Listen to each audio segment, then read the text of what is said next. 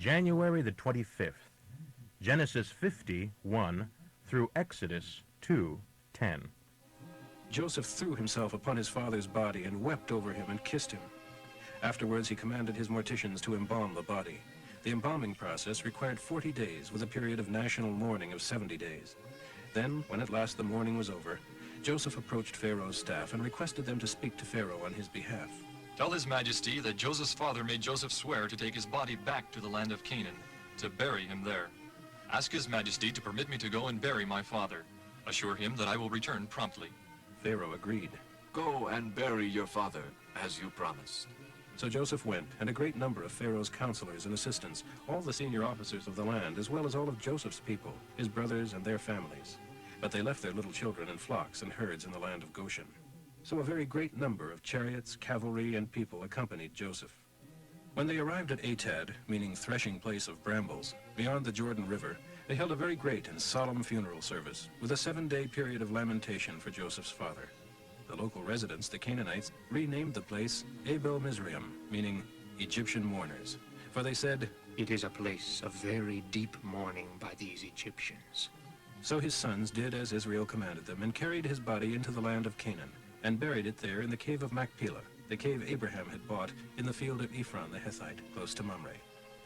Then Joseph returned to Egypt with his brothers and all who had accompanied him to the funeral of his father. But now that their father was dead, Joseph's brothers were frightened. "Now Joseph will pay us back for all the evil we did to him," they said.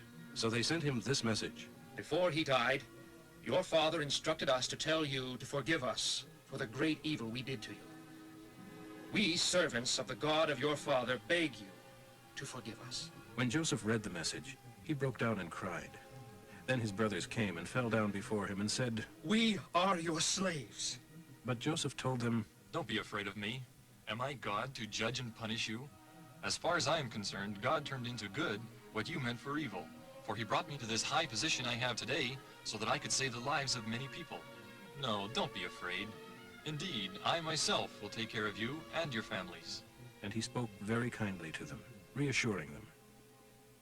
So Joseph and his brothers and their families continued to live in Egypt. Joseph was 110 years old when he died. He lived to see the birth of his son Ephraim's children, and the children of Machir, Manasseh's son, who played at his feet. Soon I will die, but God will surely come and get you and bring you out of this land of Egypt and take you back to the land He promised, to the descendants of Abraham, Isaac, and Jacob. Then Joseph made his brothers promise with an oath that they would take his body back with them when they returned to Canaan. So Joseph died at the age of 110, and they embalmed him, and his body was placed in a coffin in Egypt.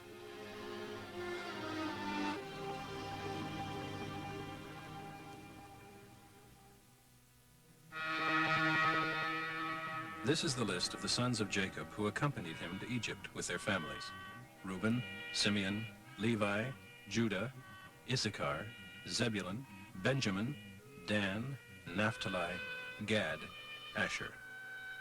So the total number who went with him was 70, for Joseph was already there. In due season, Joseph and each of his brothers died, ending that generation. Meanwhile, their descendants were very fertile, increasing rapidly in numbers. There was a veritable population explosion, so that they soon became a large nation, and they filled the land of Goshen. Then, eventually, a new king came to the throne of Egypt, who felt no obligation to the descendants of Joseph. He told his people, "These Israelis are becoming dangerous to us because there's so many of them. Let's figure out a way to put an end to this. If we don't, and war breaks out, they will join our enemies and fight against us and escape out of the country." So the Egyptians made slaves of them and put brutal taskmasters over them to wear them down under heavy burdens while building the store cities Pithom and Ramses. But the more the Egyptians mistreated and oppressed them, the more the Israelis seemed to multiply. The Egyptians became alarmed and made the Hebrew slavery more bitter still, forcing them to toil long and hard in the fields and to carry heavy loads of mortar and brick. Then Pharaoh, the king of Egypt, instructed the Hebrew midwives, their names were Shiphrah and Puah, to kill all Hebrew boys as soon as they were born, but to let the girls live.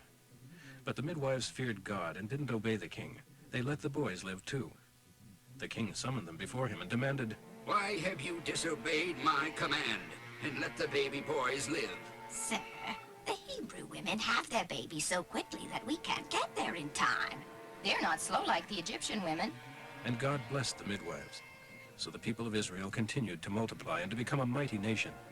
And because the midwives revered God, he gave them children of their own.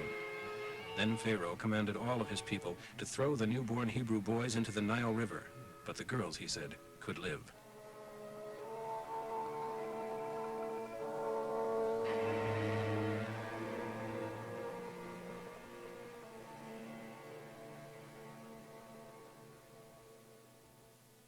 There were at this time a Hebrew fellow and girl of the tribe of Levi, who married and had a family, and a baby son was born to them. When the baby's mother saw that he was an unusually beautiful baby, she hid him at home for 3 months. Then, when she could no longer hide him, she made a little boat from papyrus reeds, waterproofed it with tar, put the baby in it, and laid it among the reeds along the river's edge. The baby's sister watched from a distance to see what would happen to him. Well, this is what happened. A princess, one of Pharaoh's daughters, came down to bathe in the river.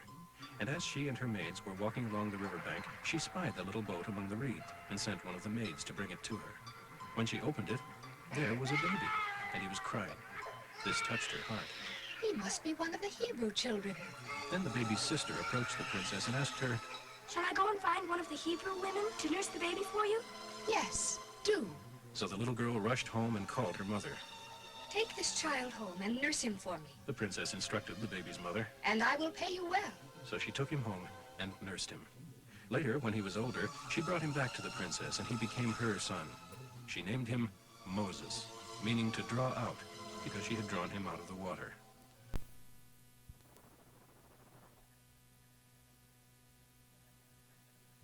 Matthew 16:13 through 17:9.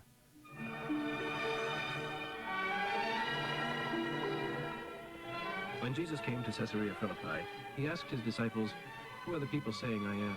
Well, some say John the Baptist, some Elijah, some Jeremiah or one of the other prophets. Then he asked them, "Who do you think I am?" Simon Peter answered, "The Christ, the Messiah, the Son of the living God." "God has blessed you, Simon, son of Jonah," Jesus said. "For my Father in heaven has personally revealed this to you. This is not from any human source. You are Peter, a stone. And upon this rock I will build my church, and all the powers of hell shall not prevail against it.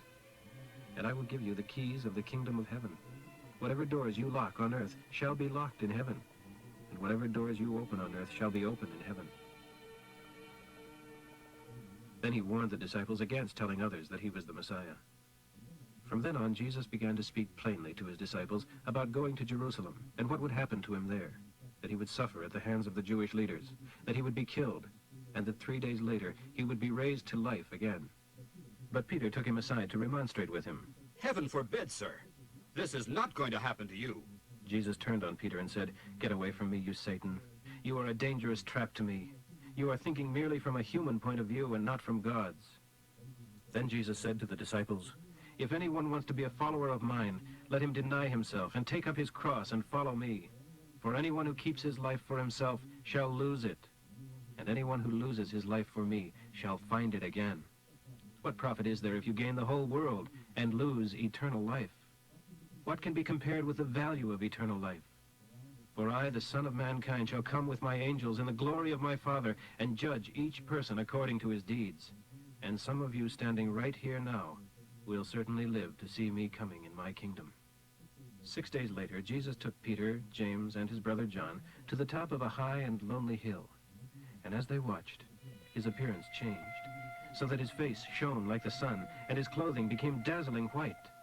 Suddenly Moses and Elijah appeared, and were talking with him. Peter blurted out, "Sir, it's wonderful that we can be here. If you want me to, I'll make 3 shelters. One for you, and one for Moses, and one for Elijah."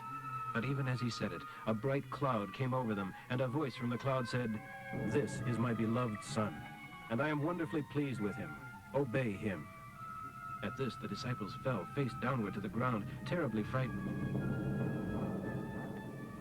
Jesus came over and touched them. "Get up," he said. "Don't be afraid." And when they looked, only Jesus was with them.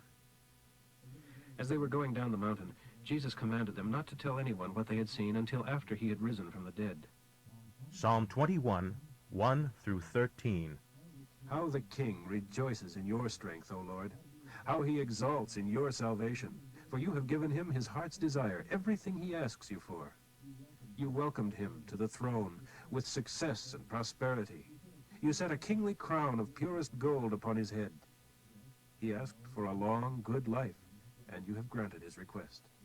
The days of his life stretch on and on forever. You have given him fame and honor. You have clothed him with splendor and majesty. You have endowed him with eternal happiness. You have given him the unquenchable joy of your presence. And because the king trusts in the Lord, he will never stumble, never fall, for he depends upon the steadfast love of the God who is above all gods. Your hand, O Lord, will find your enemies, all who hate you. When you appear, they will be destroyed in the fierce fire of your presence. The Lord will destroy them and their children, for these men plot against you, Lord, but they cannot possibly succeed. They will turn and flee when they see your arrows aimed straight at them. Accept our praise, O Lord, for all your glorious power. We will write songs to celebrate your mighty acts. Proverbs for today, 5, 1 through 6. Listen to me, my son. I know what I am saying. Listen. Watch yourself, lest you be indiscreet and betray some vital information. For the lips of a prostitute are as sweet as honey, and smooth flattery is her stock in trade. But afterwards only a bitter conscience is left to you, sharp as a double-edged sword. She leads you down to death and hell, for she does not know the path to life. She staggers down a crooked trail and doesn't even realize where it leads.